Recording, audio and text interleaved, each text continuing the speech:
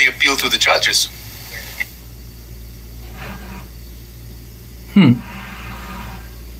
Appeal kayo sa ano, sa Amerika? Another problem we also have is hindi na tayo member ng ICC. So technically, we do not deal with the ICC directly. Napunta And they sa will not tatay doon. recognize our government also.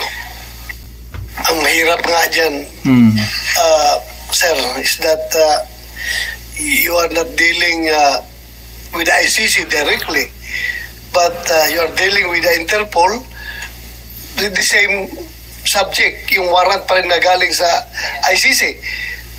So, Bakit gano'n? Yung warrant kikilalanin, pero yung pagligtas hindi. Yeah. Hindi ba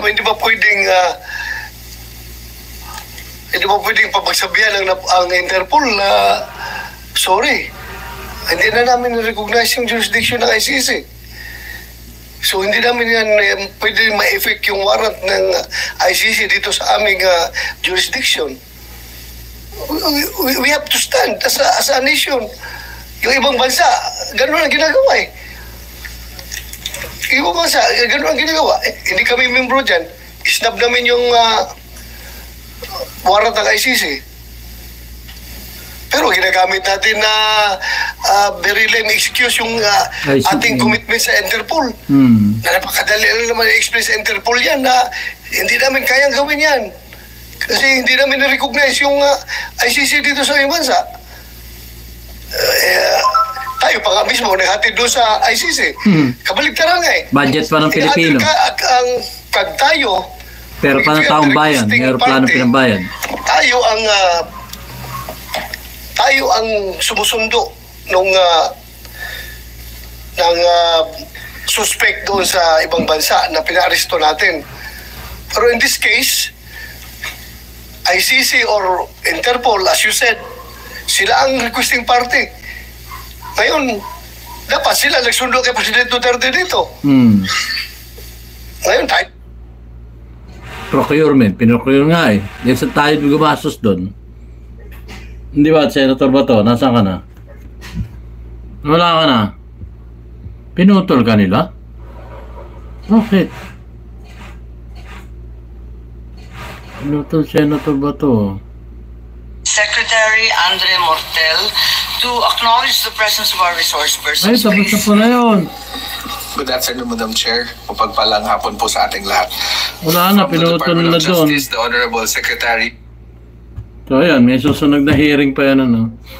So, napakahabang, balik-taktakan. Pero, sabi nga ni Senator Bongo at saka si Senator Robin Padilla, naroon na eh. Paano ang gagawin natin? So, may papauwi ba si Tatay Digong? Kaya pa ba natin pauwi si Tatay Digong? Yun, ang malaking katanungan, mga kababayan ko. Sino magdidesisyon upang si Tatay Digong ipauwiin ng madalian dito sa Pilipinas? Nag-ano na nga ang Davao City raw eh. Meron na silang solusyon na ginagawa. Ewan natin kung ano mangyari doon. Pero kung siguro yung sovereign Filipino people lang makikiusap. Ayun, baka sakali Anyway, mahirap na yan. Mahirap talaga mga kababayan ko. The voice of the people is the voice of God. Maraming salamat po sa inyong panonood ng ating mumunting YouTube video ngayong maghapon na to. Ito po ang inyong lingkod, si DIYKKB Informative, nagsasabing keep safe, God bless, and you have a great day. Maraming salamat po. Ganito tayo mag-content. Kailangan lahat hindi putol-putol, hindi chop. Kundi kailangan nating maintindihan ang buong senaryo, ang buong kanilang pag-uusap. So ngayon, overall, may na-contempt, So anyway, ganon, na-contempt. Di natin alam kung kailan yung susunod na hearing. At ilang araw siya mako-contempt.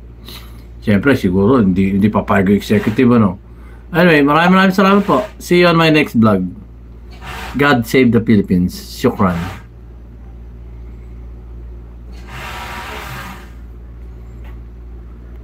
Ayaw na mag-end.